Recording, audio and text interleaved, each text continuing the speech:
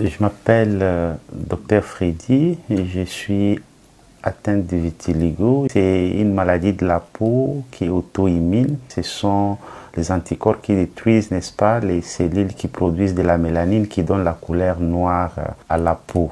Alors, ce que vous venez d'entendre est un témoignage du docteur Freddy, atteint de vitiligo, qui est une condition tout à fait inoffensive et non contagieuse. Le vitiligo est une maladie auto-immune. Cela signifie que le système de défense de l'organisme, représenté par le système immunitaire, attaque par erreur les cellules responsables de la pigmentation de la peau, donc les mélanocytes, et cela crée donc des zones blanches qui apparaissent sur la peau, sur le visage, autour des yeux, sur les mains et même sur d'autres parties du corps. Et contrairement à certaines idées reçues, non, le vitiligo n'est pas contagieux. Vous ne pouvez pas l'attraper en touchant, en embrassant ou même en vivant avec une personne atteinte. Un autre a priori est le risque élevé de développer un cancer de la peau chez les patients atteints de vitiligo par rapport aux sujets non atteints.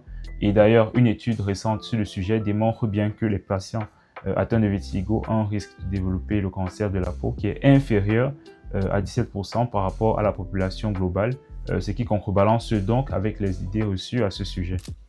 Le vitiligo n'est pas non plus simplement un problème esthétique. La peau dépigmentée contient moins de mélanine et devient donc plus vulnérable aux coups de rayons solaires. Derrière ces taches, il y a souvent une histoire, comme celle du docteur Freddy, le regard des autres, les remarques inappropriées, une perte de confiance en soi. Alors, si vous croisez une personne atteinte, rappelez-vous que ce n'est pas quelque chose qu'il faut cacher ou craindre. C'est une maladie comme les autres et non pas une identité.